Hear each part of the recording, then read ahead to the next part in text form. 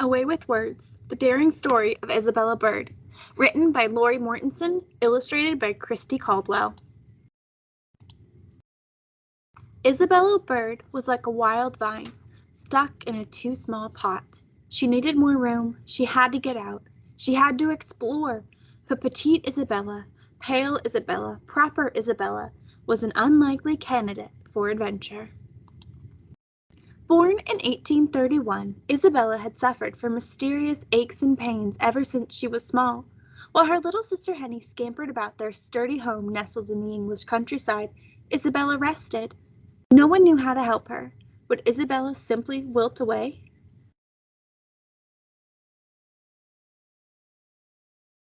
Isabella's family took her to a number of doctors, but none of them could figure out what was wrong. Then one day, a doctor made a suggestion. Maybe she needed fresh air. Her father set Isabella upon her horse. Together they visited his parishioners in the wide open air of the English countryside. As they clippity-clopped along, he drew her attention to every feature in the wayside and questioned her about them. What were the names of flowers? Roses, lilies, saxifrags? What were the names of the animals? Hares, sheep, foxes, starlings. What were the names of the crops? Rye, wheat, barley. With each question asked, young Isabella learned more. Out in the wild, Isabella forgot about her aches and pains. She breathed in new ways to see and described everything around her. Question by question, word by word, Isabella bloomed. As she grew, Isabella heard letters from her uncles in India and news from missions in Africa. She marveled at their descriptions of exotic sights. Giant elephants, colorful saris, curious monkeys in twisted turbans, pungent smells, curry, orchids, incense, and smoke, and soaring temperatures, 90, 100, 110. Her head spun with the thrilling possibilities. What faraway places would she explore? What stunning details would fill her letters? But as Isabella grew into a young lady, her wild vine world closed around her, small and snug. Young ladies wore dresses. Young ladies didn't go to school. Young ladies stayed home. Her life seemed over before it had even begun. Some days Isabella felt so low that she couldn't even stir from the couch. Slowly, Isabella wilted.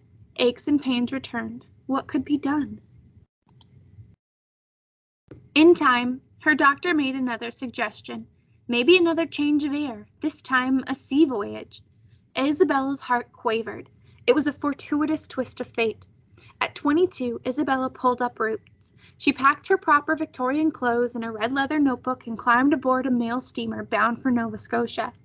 Isabella sailed away from England, away from family, and away from what a young Englishwoman could and couldn't do.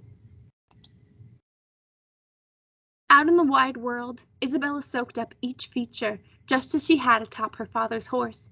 She filled notebooks with stunning details. Nothing escaped her questioning gaze. In America, Isabella rode trains on narrow rims of metal through dense forest and rolling prairies. She saw lavender lupine, yellow euphorbia, fragrant lilies, strutting wild turkeys, thick-hided oxen, heavy yokes, mettlesome steeds. She dined on johnny cake, squirrels, buffalo hump, and tea. She steamed down the mighty Mississippi and mingled with traders, trappers, leathered prairie men armed to the teeth, and diggers on their way to find gold. In this new land, it seemed as if everyone lived as free as the winds. For the first time, so did Isabella. 2 months later, Isabella returned home. She captivated family and friends with her remarkable tales. Her father encouraged her to write a book. A book? A book. Armed with her notebook brimming with details of all she'd encountered, from foiling a pickpocket to withstanding the deafening roar of Niagara Falls, Isabella wrote The Englishwoman in America. It was published in 1856. Isabella's vibrant description made readers feel as if they'd explored rough and tumble America too. Evening succeeded noon, and twilight to the blaze of a summer day. The yellow sun sank cloudless behind the waves of the rolling prairie. There was a small bed with a dirty buffalo skin upon it. I took it up, and swarms of living creatures fell out of it. Water is a beverage which I never enjoyed in purity and perfection before I visited America. Enthralled with her new life, Isabella made a second voyage to write a second book. When she returned a year later in 1858, she hoped for a joyful reunion with her family. But that very night her father fell ill. 1 month later, he was dead. Suddenly, exploring the world seemed wrong. A proper woman stayed home. A proper woman sacrificed and set her own needs aside. A proper woman concerned herself with family. Isabella reached a stunning conclusion. She had failed her duty and her father. At 26, wild vine Isabella made a hard decision, as hard as the narrow rims of metal she had described in her book. She would stop exploring. She would be the dutiful daughter she was supposed to be. Isabella moved with her mother and sister to a tidy house across from a church. Mornings, she wrote. Afternoons, she called on friends. In time, Isabella's backaches, headaches, and sleepless nights returned yet again. Month by month, year by year, Isabella held to her vow and sank into despair. Finally, Henny pleaded for her to follow her dreams. Isabella reluctantly agreed. In the summer of 1872, Isabella boarded a steamer in Liverpool, bound for Australia. She was 39 years old. Youth had passed, but the spirit of adventure still burned brightly. Isabella abandoned her too small pot once and for all. Henceforth, she proclaimed, I must live my own life. Isabella rode spider-legged horses, muddy mules, belligerent camels, and wild, willful elephants across 5 continents. She wrote 9 more astonishing books about her travels, all bestsellers. Along each hard-won mile, she wrote in her journal, sketched pictures, and kept careful records. How far she traveled, the measure of the land, the people she met. Each voyage tested her mettle. Each place revealed something new. In the Sandwich Islands, Isabella traded her skirt for bloomer-like full Turkish trousers and clambered up Kilauea, a towering, lava-spewing volcano. Up until then, she'd always worn a skirt and ridden side saddle, the ladylike way to ride, but concessions had to be made to climb a volcano. Suddenly, gory drops were tossed in the air. It was all confusion, commotion, force, terror, glory, majesty, mystery, and even beauty. In Persia, Isabella and her guides nearly froze riding across the numbing, windswept desert at the roof of the world. The demon wind seized on us, she wrote, a steady, blighting, searching, merciless blast that cut through her 6 layers of woolen clothing as if they were nothing. Isabella admitted, I was so helpless and in such torture that I would gladly have lain down to die in the snow. But Isabella pressed on and learned she could survive. No matter where she went, she wondered, who would she meet? What would she see? How would she get there? Isabella never knew. That was part of the adventure. In Colorado, she befriended Rocky Mountain Jim, a notorious outlaw, and climbed up Long's Peak, a daunting 14,000-foot mountain in the Rockies. I had various falls, she wrote, and once hung by my frock, which caught on a rock, and Jim severed it with his hunting knife, upon which I fell into a crevice full of soft snow. In Malaysia, Isabella dined on curry, chutney, pineapple, eggs, and bananas with a friend's 2 pet apes. What a grotesque dinner party, she wrote. What a delightful one. In Tibet, Isabella hiked for 3 grueling days until she reached the monastery built high in the snow-capped peaks. Shahbaz! Well done, shouted the crowd. An orchestra of blaring horns, thundering drums, and clashing cymbals echoed through the mountains, celebrating her arrival. The tornado of sound nearly overwhelmed her. It was not music, she declared, but it was sublime. But not everyone was welcoming. In one Chinese village, an angry mob, suspicious of strangers, surrounded her, shouting, "Foreign devil! Child eater!" When they walloped her with sticks and mud, Isabella fled into a nearby inn's dark and ruinous lumber room. The mob followed and tossed flaming matches onto the straw-covered floor. Isabella handily snuffed them out, but waited, pistol in hand, until soldiers broke up the righteous crowd. Leave?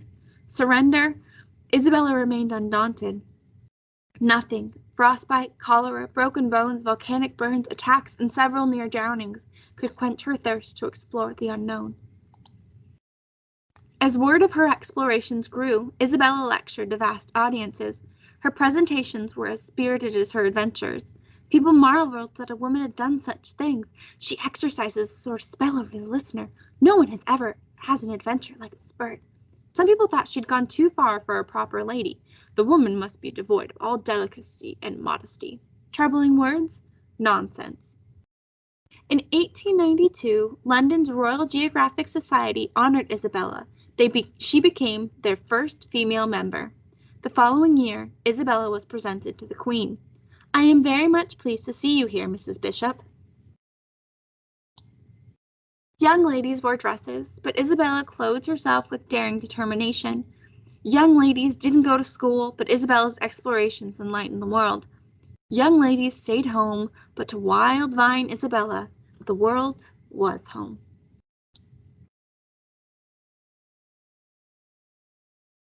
Isabella Bird grew up during the Victorian age. Although her parents taught her French, literature, history, art, scriptures, Latin, and botany at home, society offered little opportunity for her or any other woman of the era. The longer Isabella remained at home, the more depressed she became and the worse her symptoms grew. Once she sailed away from England, her spirit soared.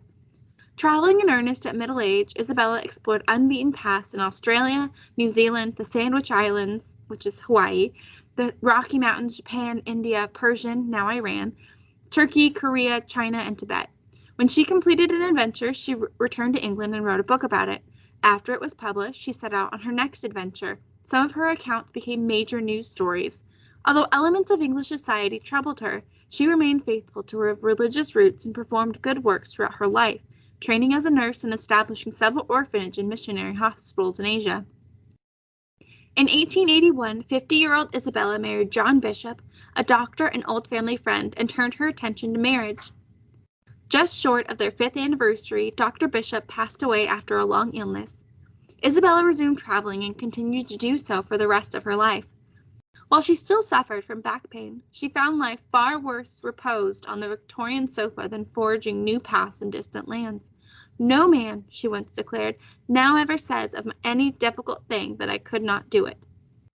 In 1882, Isabella studied photography and eagerly added this new tool to document her explorations. Although it was difficult to pack the big, bulky equipment on her journeys, meeting its unique demands along the rough and tumble miles was a joy and a triumph. In China, she created a makeshift darkroom by stuffing blankets and newspapers into the cracks of her cabin. After developing and printing her negatives, she stretched over the gunwale of her boat and rinsed them in the wash of the great river. In 1901, Isabella sailed to Morocco in North Africa. After riding 500 miles astride a spirited black stallion through the Atlas Mountains, her health finally failed. She returned to England to recuperate. It was her final journey. She was 70 years old. On October 7, 1904, Isabella Lucy Bird Bishop died in Edinburgh. The New York Times declared she was one of the most daring women travelers who ever lived.